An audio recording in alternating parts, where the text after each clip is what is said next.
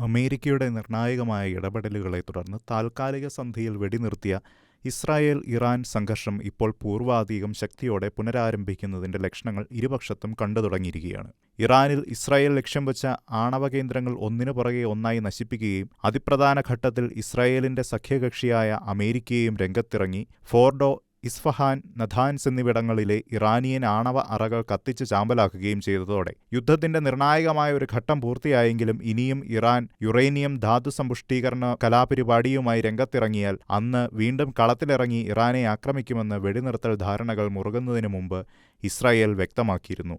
കൂടാതെ ഇസ്രായേലും അമേരിക്കയും കൃത്യമായി ഫോക്കസ് ചെയ്തത് ഇറാനിലെ ഖമേനി ഭരണകൂടത്തിന്റെ സ്വേച്ഛാധിപത്യ തേർവാഴ്ചയ്ക്ക് അന്തം കുറിക്കുകയും അവിടെ ഭരണമാറ്റം കൊണ്ടുവരികയും ചെയ്യുക എന്നുള്ളതായിരുന്നതിനാൽ അതിന് ഊഴം കാത്ത് സൈന്യത്തെ സജ്ജരാക്കി ഇസ്രായേലും അടുത്തുതന്നെ അമേരിക്കയും നിലകൊള്ളുകയായിരുന്നു.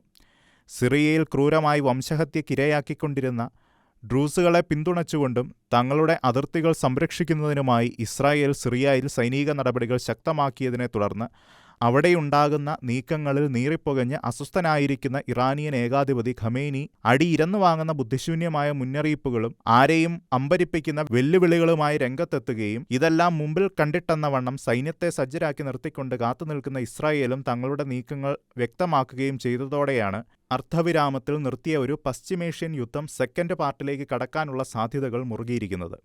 നാടകീയമായ സംഘർഷത്തിൽ കഴിഞ്ഞ 3 ദിവസത്തിനുള്ളിൽ ഇറാൻ ഇസ്രായേലിന് നൽകിയത് ഔദ്യോഗികമായ 6 മുന്നറിയിപ്പുകളായിരുന്നു. വിദേശകാര്യമന്ത്രി അബ്ബാസ് അർഘച്ചിയും മറ്റ് ഉന്നത ഇറാനിയൻ ഉദ്യോഗസ്ഥരുമാണ് കൂടുതൽ ആക്രമണങ്ങൾക്കെതിരെ ടെൽ അവീവിന് ഔദ്യോഗികമായ മുന്നറിയിപ്പുകൾ നൽകിക്കൊണ്ട് രംഗത്തുവന്നത്. അതോടൊപ്പം തങ്ങൾക്ക് എത്ര വലിയ നാശനഷ്ടങ്ങളുണ്ടായാലും യുറേനിയൻ സമ്പുഷ്ടീകരണത്തിൽ നിന്നും ആണവ പരിഷ്കരണത്തിൽ നിന്നും ഇറാൻ പിന്തിരിയില്ല എന്ന് അബ്ബാസ് അർഘച്ചി ഉറപ്പിച്ചു പറയുന്നു. എന്നാൽ ഇറാൻ ആണവ പദ്ധതിയുമായി മുമ്പോട്ടു പോയാൽ ഇനിയും ആക്രമണങ്ങൾ നടത്തുമെന്ന് ട്രംപ് മറുപടിയും നൽകിയിട്ടുണ്ട്. കഴിഞ്ഞ യുദ്ധത്തിൽ ഇസ്രായേലിന്റെ ആക്രമണങ്ങൾ ഇസ്ലാമിക് റിപ്പബ്ലിക്കിന്റെ വ്യോമ പ്രതിരോധത്തിന് കാര്യമായ പ്രഹരം തന്നെയാണ് ഏൽപ്പിച്ചത്. യുദ്ധത്തിലുടനീളം തലസ്ഥാനമായ ടെഹ്റനിലും രാജ്യത്തങ്ങോളവും ഇങ്ങോളവും ഇവ ആവർത്തിച്ച് സംഭവിച്ചിരുന്നു. എന്നാൽ ആക്രമണത്തിൽ ഇറാനിലുണ്ടായ നാശനഷ്ടങ്ങളൊക്കെ പരിഹരിച്ചെന്നും ഇസ്രായേൽ തകർത്തെറിഞ്ഞ വ്യോമ പ്രതിരോധ സംവിധാനങ്ങളിൽ ചിലത് പുനർനിർമ്മിക്കുകയും ചിലത് മാറ്റിസ്ഥാപിക്കുകയും ചെയ്തെന്നും ഇറാൻ വ്യക്തമാക്കിയിരിക്കുകയാണ്. മിസൈലുകളെയും വിമാനങ്ങളെയും നേരിടാൻ ഇറാന്റെ വ്യോമ പ്രതിരോധ ശൃംഖലയിൽ രൂപകൽപ്പന ചെയ്ത ആഭ്യന്തരമായി നിർമ്മിച്ച ബവാർ 373, ഹൊർദാദ് 15 പോലുള്ള സംവിധാനങ്ങൾ ഈ മാറ്റിസ്ഥാപിച്ചവയിൽ ഉൾപ്പെടുന്നതാണ്. സയനിസ്റ്റ് ശത്രു ഇറാന്റെ പ്രതിരോധശേഷി നശിപ്പിക്കാൻ ശ്രമിച്ചു. ആ യുദ്ധത്തിൽ നമ്മുടെ ചില പ്രതിരോധ സംവിധാനങ്ങൾക്ക് കേടുപാടുകൾ സംഭവിച്ചെങ്കിലും അതെല്ലാം നമ്മൾ തിരികെ പിടിച്ചെന്നും സൈനിക ഓപ്പറേഷൻസ് മേധാവി മഹമ്മൂദ് മൗസവി മാധ്യമങ്ങളോട് പറഞ്ഞിരുന്നു. ചൈനയുമായി ചർച്ചകൾ നടത്തി J-10C ഫൈറ്റർ ജെറ്റുകൾ കൈവശപ്പെടുത്താനുള്ള നീക്കങ്ങളും ഇറാൻ നടത്തുന്നുണ്ട്. എന്ത് വില കൊടുക്കേണ്ടി വന്നാലും ഇറാന്റെ ആണവ പദ്ധതി പുനഃസ്ഥാപിക്കുന്നത് തടയുമെന്ന ദൃഢപ്രതിജ്ഞയോടെയാണ് ഇസ്രായേൽ പ്രധാനമന്ത്രി ബെഞ്ചമിൻ നെതന്യാഹു ഇറാനിലെ മിഷന് താൽക്കാലിക വിരാമം കൊടുത്തതെങ്കിലും എപ്പോൾ വേണമെങ്കിലും ലംഘിക്കപ്പെടാവുന്ന തുലോം ദുർബലമായ ധാരണ തന്നെയായിരുന്നു വെടിനിർത്തലിൽ ഉരുത്തിരിഞ്ഞത്.